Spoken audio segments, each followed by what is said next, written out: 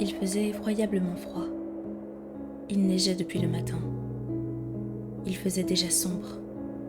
Le soir approchait, le soir du dernier jour de l'année. Au milieu des rafales, par ce froid glacial, une pauvre petite fille marchait dans la rue.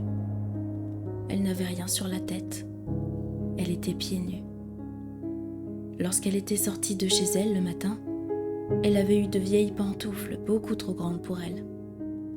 Aussi les perdit-elle lorsqu'elle eut à se sauver devant une file de voitures. Les voitures passaient. Elle chercha après ses chaussures.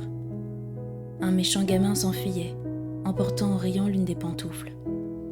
L'autre avait été entièrement écrasée. Voilà la malheureuse enfant n'ayant plus rien pour abriter ses pauvres petits petons.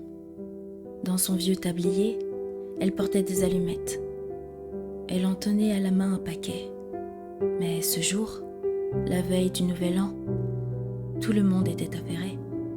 Par cet affreux temps, personne ne s'arrêtait pour considérer l'air suppliant de la petite qui faisait pitié. La journée finissait et elle n'avait pas encore vendu un seul paquet d'allumettes.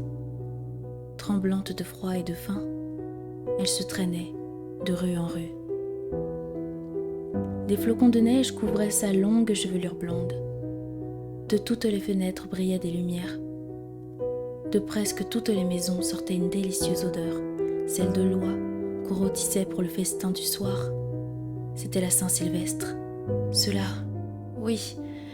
lui faisait arrêter ses pas errants.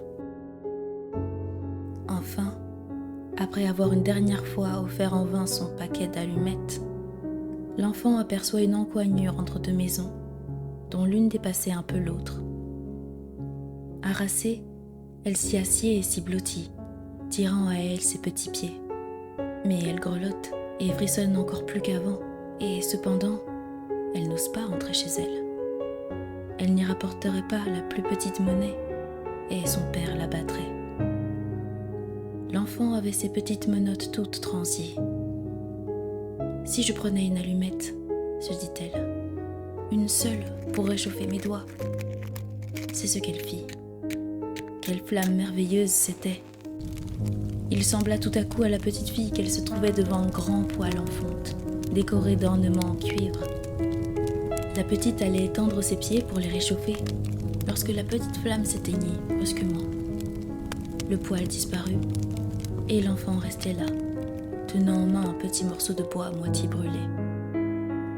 Elle frotta une seconde allumette. La lueur se projetait sur la muraille, qui devint transparente. Derrière, la table était mise. Elle était couverte d'une belle nappe blanche, sur laquelle brillait une superbe vaisselle de porcelaine. Au milieu, s'étalait une magnifique oie rôtie, entourée de compotes de pommes. Et voilà que la bête se met en mouvement et, avec un couteau et une fourchette fixée dans sa poitrine, vient se présenter devant la pauvre petite. Et puis, plus rien. La flamme s'éteint. L'enfant prend une troisième allumette et elle se voit transportée près d'un arbre de Noël, splendide. Sur ses branches vertes brillaient 1000 bougies de couleur. De tous côtés pendait une foule de merveilles. La petite étendit la main pour saisir la moins belle. L'allumette s'éteint. L'arbre semble monter vers le ciel et ses bougies deviennent des étoiles. Il y en a une qui se détache et qui redescend vers la terre, laissant une traînée de feu. Voilà quelqu'un qui va mourir, se dit la petite. Sa vieille grand-mère, le seul être qu'il avait aimé et chéri et qui était morte il n'y avait pas longtemps, lui avait dit que lorsqu'on voit une étoile qui file, d'un autre côté, une âme monte vers le paradis. Elle frotta encore une allumette. Une grande clarté se répandit, et devant l'enfant se tenait la vieille grand-mère. « Grand-mère !» s'écria la petite. « Grand-mère, emmène-moi. Oh, tu vas me quitter quand l'allumette sera éteinte. Tu t'évanouiras comme le poêle si chaud, le superbe rôti d'oie, le splendide arbre de Noël. Reste, je te prie, ou emporte-moi. » Et l'enfant alluma une nouvelle allumette, et puis une autre, et enfin tout le paquet, pour voir la bonne grand-mère le plus longtemps possible. La grand-mère prit la petite dans ses bras et elle la porta bien haut, en un lieu où il n'y avait plus ni de froid, ni de faim, ni de chagrin. C'était devant le trône de Dieu. Le lendemain matin, cependant, les passants trouvèrent dans l'encoignure le corps de la petite. Ses joues étaient rouges. Elle semblait sourire. Elle était morte de froid pendant la nuit qui avait apporté à tant d'autres des joies et des plaisirs. Elle tenait dans sa petite main, toute raidie, les restes brûlés d'un paquet d'allumettes. « Quelle sottise !» dit un sans-cœur. « Comment a-t-elle pu croire que cela la réchaufferait ?» D'autres versèrent des larmes sur l'enfant.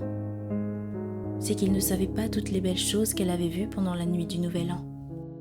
C'est qu'ils ignoraient que, si elle avait bien souffert, elle goûtait maintenant dans les bras de sa grand-mère la plus douce félicité.